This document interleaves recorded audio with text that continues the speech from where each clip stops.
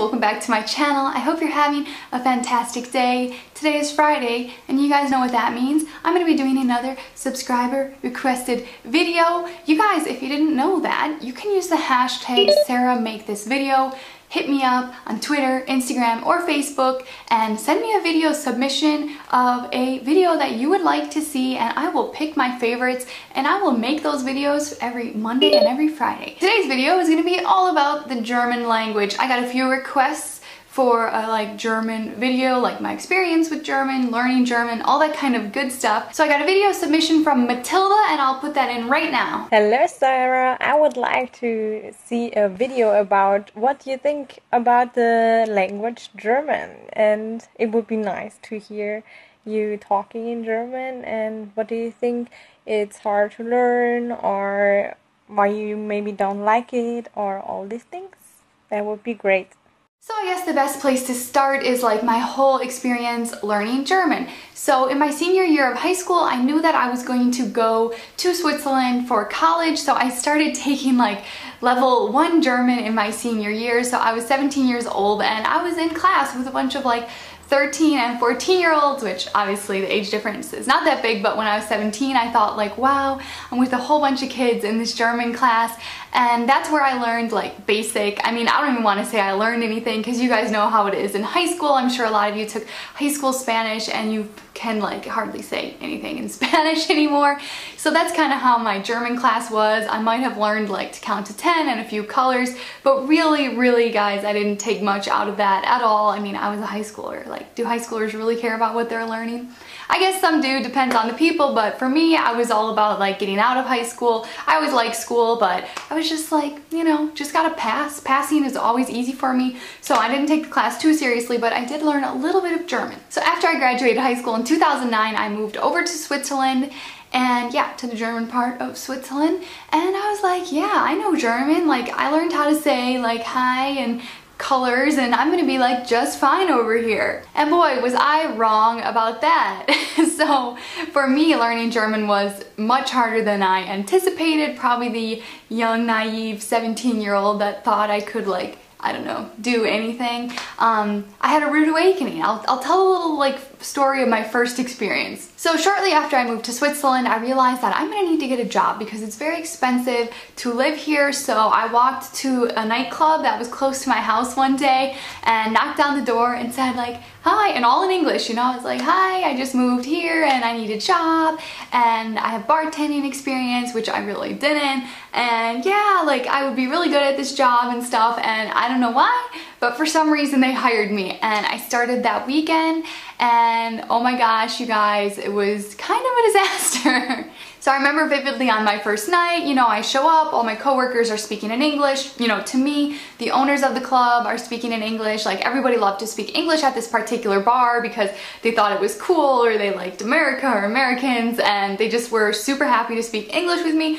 So I was really excited until the nightclub opened and all the people started to pour in and talk to me in German, Swiss German actually, as I'm sure a lot of you guys know, because they do not actually speak German in Switzerland. They speak an extremely strong dialect that is more like its own language. So the club opened and people started to pour in, and one of the first things I remember is somebody coming up to me and trying to order a beer. Now, I didn't know he was trying to order a beer at that time. I had no idea what he was saying. What I know is English, you say beer. German, you say Bier. And in Swiss German, they don't order beer, they say Stange.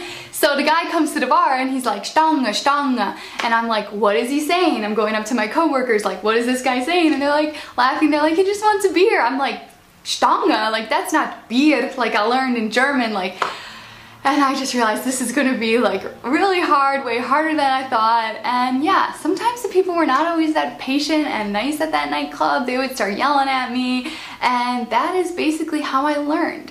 So a few more examples from that job. English, straw.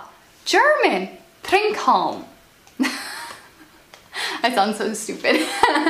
Swiss German, Rolli. And I sound so stupid. Matthias is laughing. Rolli. I don't know. They don't roll it that much. Rolli. I don't even know. More. Matthias, you say it.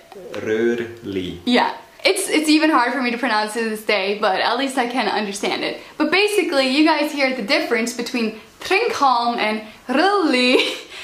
I had no idea what I was in for. I didn't know Swiss German. It was so drastically different than regular German. Another fun example, guys. This is gonna be a fun video. I remember when somebody came and they were trying to ask for a Kleenex or a tissue. So, English, tissue. German, they would either say Tempo or Taschentuch. Swiss German, Nastüchli. And it's even hard when the word isn't even a German word. So what I mean by that, somebody tried to order a Ballantines and Coke. So Ballantines is a type of whiskey, but they don't pronounce it Ballantines, they say Ballantines, and I had no idea what he was saying. And it sounds so silly to me right now because it sounds so similar, but when you're in a nightclub, and this was a loud nightclub, like this was not like a quiet bar, it was a pitch black nightclub with just like the disco lights, and it was extremely loud. You know, there were very loud DJs every night, and somebody's coming to the bar, they're like, Ballantines me cola, Ballantines me, I'm like, what are they saying? And then I figured out, and I'm like, oh, Ballantines! And I probably sound so stupid, but yeah, you guys, even if the word is not, you know, some weird Swiss German word, you can struggle when you have no clue what people are saying. So yeah, just funny little examples, but you guys, that is literally how I learned German. I got that job, I had many nights of people yelling those words at me like Stange, Nastüchli, Rulli. And eventually I started putting things together and I started to learn magically. I have no idea how, but it was really weird the first time when I would all of a sudden just say something in German and I didn't translate it in my head anymore. I just started to say it because I had picked it up somewhere. And the moment that started to happen, I was like, okay, I think this is what it feels like when you can kind of speak another language, because you're not translating things in your head anymore and you're not really thinking of the words, you just kind of know them because you've heard it somewhere and you just kind of start to put it together. So I did start feeling that happening, but it took me about 2 years. But the main issue is because, like I'm trying to explain to you guys, they don't speak German in Switzerland. So I shouldn't say they don't speak German. All Swiss people, they can speak German. They write in German. They go to school in German. All the books are in German. But when they talk to each other, they use their own dialect, and that's just how it is. And it's kind of hard for foreigners like me with their little bit of German thinking that they're going to get by, and you pretty much have to start completely over. So Matilda was also asking just what I think of the German language and like what did I think about learning it, and I'm gonna sing this part in German for you guys. Are you ready? Are you ready for this? Also, Mathilde fragt, was ich über die deutsche Sprache denke.